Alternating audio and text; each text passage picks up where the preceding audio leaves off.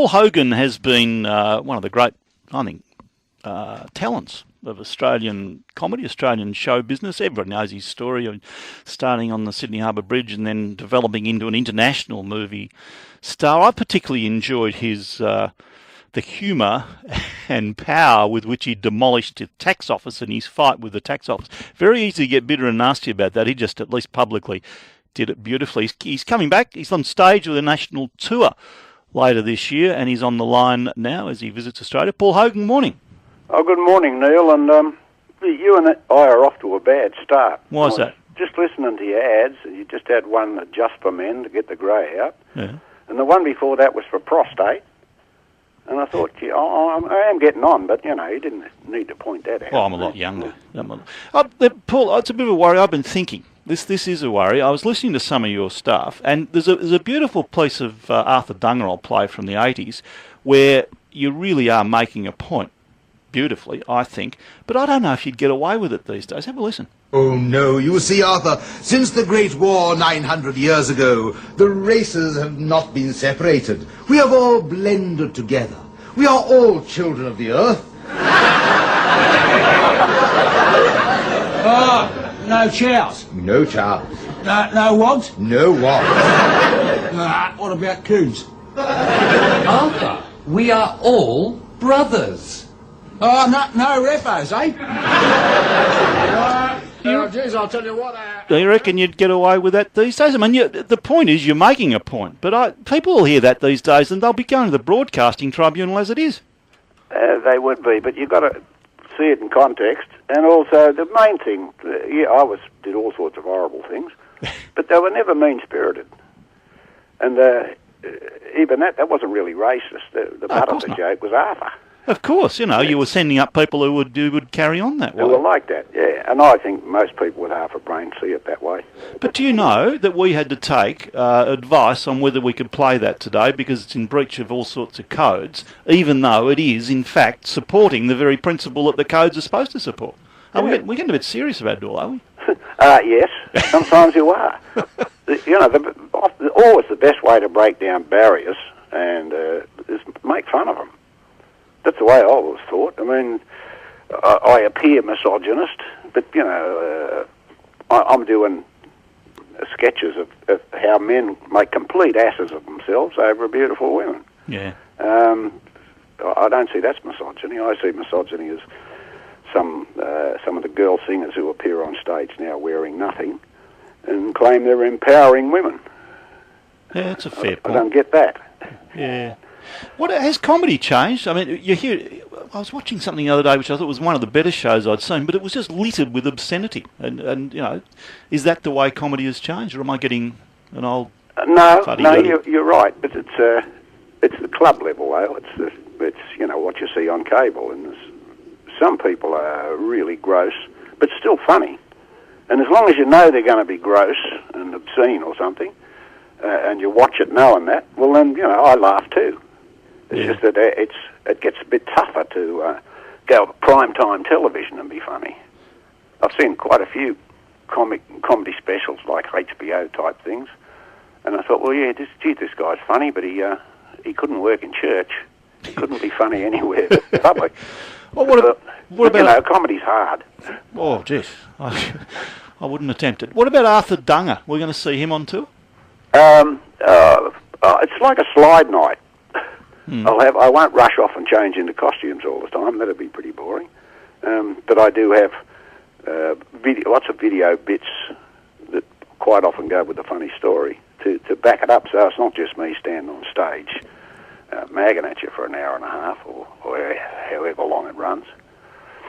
How well known is that face of yours now in Australia? I mean, I was thinking of a generation of kids coming through. I was talking to them today about Arthur Dunga, and they said, what are you going on about? A bit like some of Barry Humphrey's characters. What are you going on about? You walk down the street, people still know you, don't they? Yeah, they still know Hogs. A bit more battered and older and what have you, but still, I don't go anywhere much anonymously. But there are a lot of kids and younger people just have seen Crocodile Dundee somewhere. Everyone's seen that sometime or another, and they can just look at me and say, "Oh, you Crocodile Dundee's dad." Yeah. Why are you doing it? Why are you coming back on? Oh, for fun. The proposition was put to me, and I thought, people have been nagging me for a long time to write the book. You know, like from the Harbour Bridge to Hollywood, and the theatre people and some friends of mine said, no, don't write the book. Tell us it. And you've got moving pictures to back it up. And I think it'll be fun. It's sort of it's payback, because I was sort of elected into the position I got into. I never tried to be a comedian or an entertainer. I sort of got into this business just taking the mickey out of it. And the only reason I stayed in it was every time I'd appear on television, the switchboard would light up or the ratings would go up. So it's sort of like, if I'm successful, it's your fault. Paul Hogan, Princess Theatre, December 11 in Melbourne. Pay back to the tax office as well on stage? Oh, no, I've signed a ceasefire agreement with them, and I leave them alone, they'll leave me alone. Jeez, I could get to with the same agreement. I think we all could, couldn't we? Yes. I was going to ask a serious point to it all. I mean, the stories probably most read about you over the past few years, though, have been sort of financial ones rather than show business ones or comedy ones. Does that, I don't mean specifically about the tax office, but, you know, Hogs is rich and he's got this and he's got that and he's a... does that change the image? Does that concern you? There's nothing you can do about it. It's sort of like, but I thought, you know, I used to be well known for making people laugh and forget their worries, and now I'm sort of some kind of international financier, tax wizard or something. Yeah. Yeah, I don't wear that hat comfortably. You enjoying life? Beg your pardon? You enjoying life? In life? Yeah, you enjoying it? Oh, yeah, I even enjoyed all that hassle and battle with the Crime Commission, and I enjoyed the idea of being an international financial wizard, like a criminal, really. I enjoyed it for a few years, but I got bored with it. I bet you did. You can't leave the country, or you can't come into the country. Oh, that was just absurd. Oh, it was absurd. That was some bureaucrat going berserk. I can't leave the country. I can't come back when I want to. It's sort of, come on. Yeah, well, we got pedophiles going in and out of the country. I know. Well, what did I think you once described? I think it might have been an interview I read or heard or even did with you. You described yourself as being pretty lazy. You reckon you're still lazy? Yeah, I am, mate. I always have been. Yeah. I had the opportunity to work a hell of a lot more than I have, and I sort of avoided it like the plague. Why? I sort of considered, well, I don't know, because I worked in the real world. You know, I didn't get into this business till I was 31, I think. And so I had the old thing of getting up in the morning when it's cold and going off to work on the train.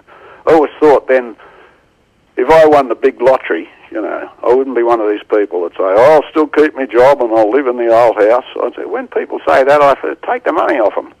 You know, if they're going to crack the big one, just wallow in it and enjoy it. Say, oh, no, I'm leaving my job. I'm off to Hawaii tomorrow. It's sort of, and that's the attitude I've had a bit. So no regrets about movies not made or opportunities not taken? No, not at all. I figured both me and my partner, businessman John Cornell, and the old mate Strop, after we made Crocodile Dundee, and sort of it was such a, with number one in every country in the world, we seriously talked about retirement then. Said, let's not never do anything else.